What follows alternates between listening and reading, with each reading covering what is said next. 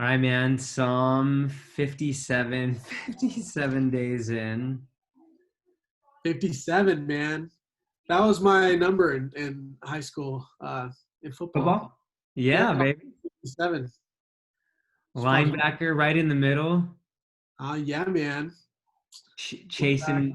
offense, blocking people on offense. It's good stuff. I love it. Well, dude, I really like Psalm 57. I had like written all over it. I think when we were going through Ephesians on Sundays, there was some like one week I think I was on Psalm 57, so there were some connections. But what did you see, man? What were some things that stood out to you? Yeah, it was just a cool read, like there's some verses that I feel like one that I feel like is really familiar, talking about how his love is great, verse 10, reaching to the heavens, and his faithfulness reaches the skies. So there's just cool verses. The thing that really kind of stood out though to me was verse 7, and Hmm. kind of a small one for today of something that stood out, but just that he says, "My heart, O God, is steadfast. My heart is steadfast. I will sing and make music." And he says that right after, like in verse 5, he's exalting God, and I just love the idea of being steadfast. And the Hebrew word there simply just means to stand or be ready, to stand upright, Mm. not to fall. And then even I just looked up the English word too, because that can be Mm. helpful sometimes. And steadfast means fixed in direction and firm in purpose. And I Mm. really like that. It means unwavering. And when I think about my own life and walk with Jesus, my family, and definitely when I think about our students and what I hope for them and pray for them, I hope that we can be people who, like the psalmist, can say, "My heart is steadfast. I'm not wavering. I want to stand upright and walk uprightly with the Lord." And in a way that's just fixed in direction. I think of Daniel, Mm. he's thrown into this whole crazy situation, but he was resolute and he was steadfast.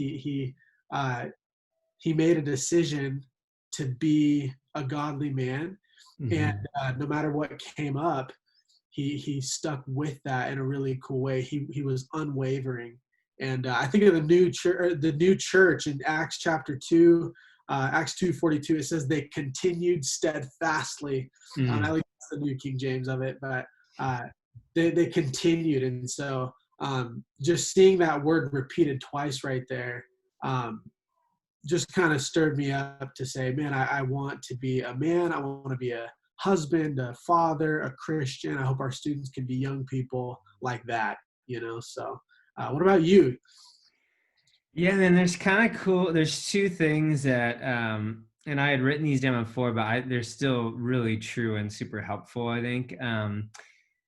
In verse 4, I think it's interesting. There's two things going on that I wrote down. Like the first half of it, my soul's in the midst of lions, I lie down amid fiery beasts, right?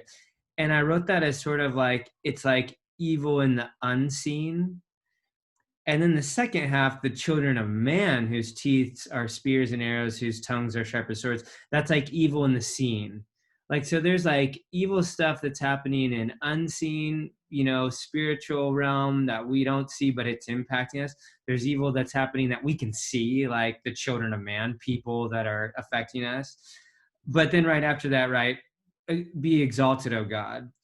And I loved then as he jumps into verse 6 here, if this is the response of what evil's intention is, right, is to set traps for us, to dig a pit for us.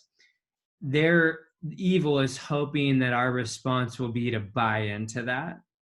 But David's response is, "I will sing. I will make my heart steadfast. I will wake my glory, Lord." Like he's praying, he's singing, he's giving thanks, and it's almost like evil is hoping for the opposite response, and he's like, "Nope, I'm not going to give in." And so I thought that was really cool. Like This is what's our response in trials. It can be singing, giving thanks, remembering God's love, praising God. And whenever I think of that kind of response, I think like the song "Raise a Hallelujah" like really captures that idea well. Even in the phrase, "My weapon is a melody." Like, how am I gonna fight back and respond to this stuff? Like, the world would say like, well, man, let's get out my sword. Let me get out like my defense. And I think when we do that, just like evil here in this in verse 6, that's when we fall into the pit, just like evil is going to fall in, because they dug a pit, but they've fallen into it themselves. We're not going to go the same way as them. If we choose to follow this model, I think we end again with, God being exalted. Heavens, let your glory be over all the earth. And so I love it. I think there's a ton going on here in this psalm that, like, when you dig in, you're like, well, there's way more. Like, it's easy to read this and go, okay, cool, encouraging. But Yeah. like, man, there's so much packed into these. So cool. Yeah, I love that. It's great, man. That's it. Yeah, another successful morning reading, I Bible love it, take. man. Well, we're off. Is it Thursday? I don't even know.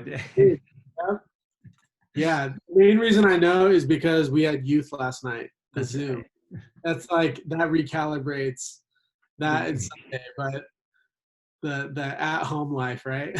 It all runs together. So 58 tomorrow, 59 Saturday. We'll be back on Sunday with 60, which will be cool. That's a good one. All right, man. Awesome. Love you, All right. bro. Good Love luck you with too. your appointment tomorrow. Thank you. Yeah, hopefully. Well, yeah, hopefully it goes good. You're watching Pray. No surgery. Yeah. All right, brother. All right, man. Adios.